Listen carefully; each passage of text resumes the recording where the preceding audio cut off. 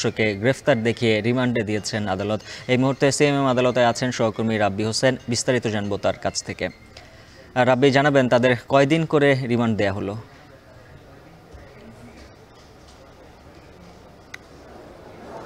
উজ্জ্বল, চাকরিতে জাতীয়করণের দাবিতে এর আগে সচিবালয়ে বিক্ষোভ করেছিল সাধারণ আনসার সদস্যরা। এর এক পর্যায়ে বৈষম্য বিরোধী ছাত্রদের সঙ্গে বা শিক্ষার্থীদের সঙ্গে সংঘর্ষের ঘটনায় কিন্তু একাধিক মামলা হয়েছিল আনসার সদস্যদের নামে।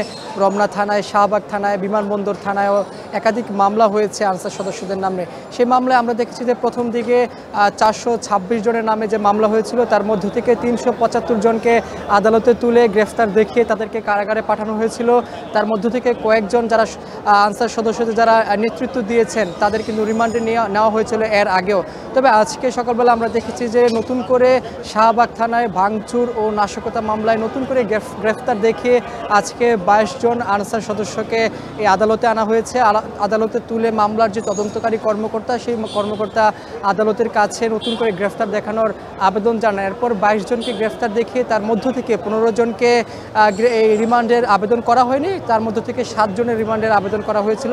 সেই 7 জনকে 3 দিন করে রিমান্ডের আবেদন মঞ্জুর করেছে আদালত। এবং বাকি যেই 15 জন আসামি রয়েছেন আনসার সদস্য, তাদেরকে সকলকেই আবারও নতুন করে গ্রেফতার দেখিয়ে কারাগারে পাঠানোর নির্দেশ দিয়েছেন আদালত। আমরা দেখছিলাম যে এই যে ছাত্র জনতা আন্দোলনের পরে আমরা দেখছিলাম যে নানা রকমের দাবি নিয়ে, অর্থাৎ এক দফা দাবিতে রূপান্তরিত হয়েছিল একসময় যে যারা সাধারণ আনসার সদস্য রয়েছেন তাদের চাকরিতে স্থায়ীকরণ, বিশেষ করে তাদের যে ছুটি রয়েছিল অর্থাৎ 6 মাস পর যে ছুটি, সেই ছুটির যাতে না রাখা হয় ছুটিতে বা অবশ্যই না রাখার দাবিতেই কিন্তু তারা আসলে আন্দোলন করেছিলেন। একসময় আন্দোলনের তাদের কয়েকটি দফা কিন্তু বা দাবি কিন্তু মেনে নেওয়া হয়েছিল। স্বরাষ্ট্র উপদেষ্টা তিনি মেনে নিয়েছিলেন। বিশেষ করে আমরা দেখছিলাম যারা এই ছাত্র উপদেষ্টা রয়েছেন তারাও কিন্তু মেনে নিয়েছিলেন। কিন্তু একসময় সে আন্দোলন সহিংসতায় রূপ নেয়, সচিবালয় এলাকা পুরোটা সংঘর্ষের রূপ নেয় শিক্ষার্থীদের সঙ্গে। এরপরে কিন্তু তাদের নামে 4টি থানায় মামলা হয়েছে।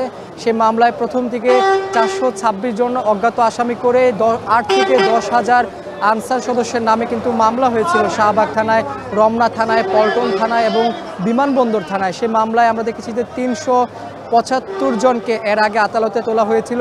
তার মধ্য থেকে যারা নেতৃত্বে ছিলেন, বিশেষ করে আমরা দেখছিলাম 7 জন নেতৃত্ব দানকারী, তাদেরকে সমন্বয়ক বলা হয়ে থাকে, তাদেরকে এর আগে একবার এক দফায় তাদেরকে রিমান্ডে নেওয়া হয়েছিল। তবে আজকে নতুন আমরা দেখেছি যে নতুন মামলায়, অর্থাৎ একই মামলায় নতুন করে গ্রেফতার দেখানো হয়েছে সুষ্ঠু তদন্তের স্বার্থে। যে এই যে সচিবালয়ে যে ভাঙচুরের ঘটনা ঘটেছে, শিক্ষার্থীদের সঙ্গে যেই সংঘর্ষের ঘটনা ঘটেছে, সেই ঘটনায় তাদের সম্পৃক্ততা কতটুকু বা তারা আসলে তাদের পেছনে বা অন্য কেউ ভূমিকা রেখেছে কিনা এই তাদেরকে উত্তপ্ত করার ক্ষেত্রে বা তাদেরকে আন্দোলনে নামানোর ক্ষেত্রে, সেই বিষয়টি আরও পুঙ্খানুপুঙ্খানুভাবে জানার জন্য মামলার তদন্তকারী কর্মকর্তা রিমান্ডের আবেদন করেন 7 জনকে।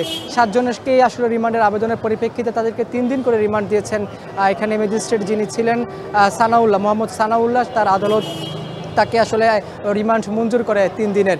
এবং আমরা দেখছিলাম এছাড়াও আজকে আরও বেশ কয়েকজন আসামিকে আদালতে আনার কথা রয়েছে। তাদের বিষয়ে আসলে বিস্তারিত পরবর্তীতে আসলে জানা যাবে। এই ছিল সিএমএম আদালত থেকে আমার কাছে সবশেষ খবর। আদালত প্রাঙ্গণ থেকে যুক্ত ছিলেন রাব্বি হোসেন।